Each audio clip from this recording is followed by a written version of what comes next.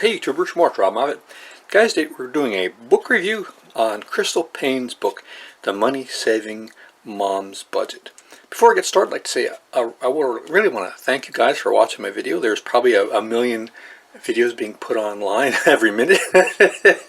There's probably 18 billion other videos you could be watching. I really appreciate you guys taking some time to watching my book review video. I don't get many views on my book reviews or on my cooking videos, but I enjoy making them. I think probably as much or more than probably any other videos I make. Today is going to be on a book that was recommended to me. I would not have read or purchased this book based on the title. This book is a lot better than I had expected. It's a very good book. The title, Money Saving Mom's Budget. I'm not a mom, and although I've recently converted to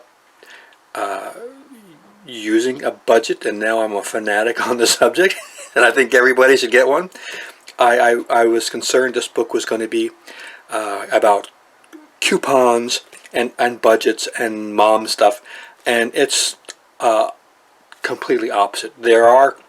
Budgets are covered, and there is mom stuff in here, but this book could be for anybody, and I recommend it. Let's get started. The contents, there's a couple hundred pages. It's a lot of information in her book. The first chapter she has is probably one of the most important. It's on goal setting, and it goes over a lot of stuff that is commonly taught by motivational speakers and people like Brian Tracy and Tony Robbins and all other people who encourage people to goal set, and it's very well done.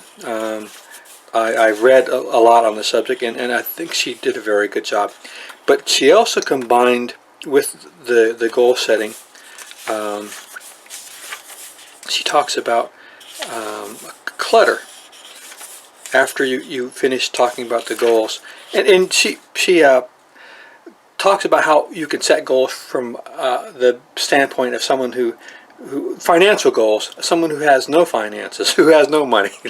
You're in a hole, you're digging, you keep getting deeper, and she starts from where a person could be where they have no money at all and they're really in kind of bad straits, and she shows how just inch by inch, drip by drip, drop by drop, layer by layer, you can get ahead by focusing on setting goals and moving forward, and very inspirational and motivational. I think she did a very good job in that chapter. She gave also examples how other people have used the process she recommends. Then she talks about a next chapter about chaos and clutter. But once again, this title of this chapter is a little bit misleading. It's much better than just chaos and clutter. She starts talking about time. In the previous chapter, she talked about goal setting, and then another chapter she's going to be talking about personal budgets. This chapter she's talking about budgeting, not money but your time, and I was thinking about that as I started using my budget over a year and how it transformed my finances and the way I saw money and how I used it in my life. I started thinking, why couldn't I do this with time? I could budget my time and write down where and how I was spending my time, and then once I got a handle on that, start using it to spend time on those things that are important to me. Write down, and I wrote down the four things in my life that were most important: health, wealth, family, and freedom. If I was doing something and it wasn't related to those four areas, and I was spending a lot of time on it, or really wasn't honoring those things that I valued in my life. And so this chapter, she talks about not just clutter, which is important, but how to start focusing on a time budget, which is something that almost no one is going to do, but if they did, it could transform their life, because your life is your time, and if your budget of your time is being spent on really stupid, silly things like the majority of us, you've wasted your life. So this is a really important chapter. Now, the second part of the chapter, she talks about clutter, and she has some very good methods of getting rid of it. I'm going to recommend a book by Jerry Minchie. I'll leave a link to it in the video description that I recently read on getting rid of clutter that is also excellent. Now, once she finishes talking about budgeting your time, she starts talking about something that I thought the whole book would be about, which was a financial budget. And she goes over how you can set up one. I don't use a budget in the same way she does. I use a credit card for many things. She recommends a cash budget. So if your budget for that month is only $30 or a week on groceries, if you only use cash, once you run through that cash, you're done. So you have to be very careful on what you spend. I'm pretty frugal and pretty disciplined, and I always pay off my credit card at the end of the month. And I also, when I go to the store, if I see something that I know I use a lot of and I can stash it and store it and won't go to waste, I'll go over my budget. And often my monthly budget for food is a lot higher than I budgeted, but all that is going into stores I'm going to be using. So there's different ways to budget. But if you've never had one, the cash method is pretty good because it really focuses your mind when you only have a certain amount of cash and you can't go over. There's some things that you get surprised that you have to go over, like your medical expenses and so on, but you can eat a lot of peanut butter and jelly if you've made some unwise decisions on your food budget. So she shows how to set up a budget. In the end of the book, I'll show you the resources. In the appendix, she has a sample budget you could use. You wouldn't have to buy one. I use a paper one I purchased at the Office Depot, the Dome paper budget, and then I transfer at the end of the month into a spreadsheet. I did a video last month on how to live in Florida on $12,000 a year, and I'm going to be having a series of videos on low-cost, inexpensive living that are going to be on the subject of personal finance. So this is an excellent chapter on setting up a budget if you've never had one. Now, this chapter is all about how to just go cash without using plastic, and the philosophy and the reasons behind it. I don't do that, but her reasons she gives are excellent, and I recommend them for most people if they don't have the discipline to pay their credit card off or to use their cash wisely. So she shows you many ways you can use a cash-only budget. Now, this is the part that I thought the book would probably be all about, was coupons. And I was reluctant to read or purchase the book because I'm not a coupon person. I'm not the normal person. Coupons would help the majority of the average person.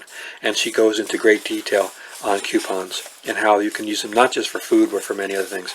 But for the majority of things that I would buy, they would never be covered by coupons, more than likely. But if you're into coupons or you want to use them, she goes over in detail. And she has advanced couponing tactics. Now this is something she mentions. Go to more than one store when you're shopping. I recommend that highly. I live in a very dense urban area and there must be a dozen stores within 5 minutes from me, and you can often find out that each store is going to be good for certain items, certain categories, and you can, for instance, I get this bread. It's sprouted grain. It's very expensive Pepperidge Farm bread.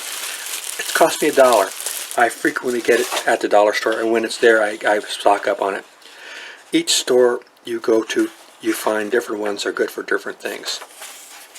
So going to different stores, if you have that luxury of having a lot of them available, is a good idea instead of just going to one store like your Kmart or your Publix or Winn-Dixie or whatever. She talks about the drugstore game where she was basically getting paid to shop at the drugstore, but I try to stay away from the drugstore.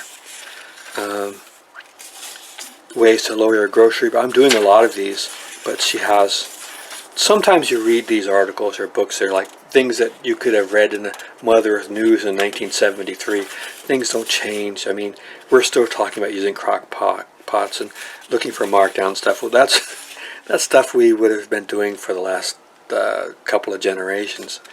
But still, it's worth repeating sometimes. If it made sense a long time ago, it still makes sense. This chapter, a lot of the stuff you can get online. It's not necessarily new, but it's still good advice. Going out on the town with that. This is where I read recently people spend average $3,500 per year in the USA on eating out. So she has an excellent chapter on eating out without spending a lot of money, and about clothing. So it's excellent. One of the last chapters is about embracing today. Once you get your financial house in order, you don't want to spend your life thinking about money, and you don't want to study about how to be poor. You want to live rich without spending a lot of money, but you want to not spend your life thinking about money. There's so many other things. Part of my 4 values is one of them is wealth, but the other 3 is family and freedom and health, and health is number 1. So you don't want to spend all your life being a miser and thinking about how to save money, and you want to embrace today. You want to live in the present and be content with those things that you have. The grass is always greener. People are always thinking about moving or going someplace else or tearing this up and replacing it with something. Just be happy with what you have sometimes is what I read something that said treasure is the knowledge of all the things that we possess.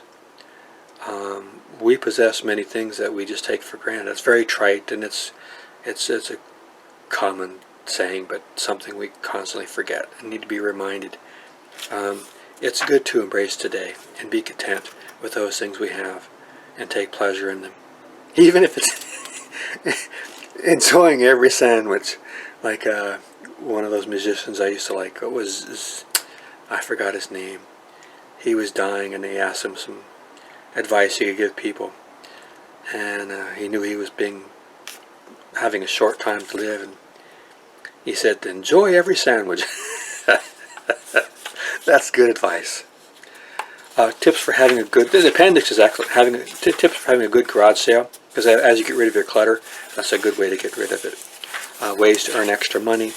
Helpful resources. I was really happy to see her mention Brian Tracy and some other people that I regularly read and like. The worksheets. She goes over your financial goals, because if you don't write things down, they don't normally happen. Goals for 12 months and a few years, or really audacious goals. Then she went over personal priorities, and then my favorite, which I have yet to do, is the time budget. I really need to work on that, because I've got my financial budget down cold. I'm working on it really good. It's coming out fine, but the time budget, I need to work on that, because time is your life. Then the bare bone budget. So you would not have to purchase a paper budget like I did at the Office Depot. You could just use something like this. So all in all, I recommend this book. It's pretty good. All right, guys, take care and see you out there.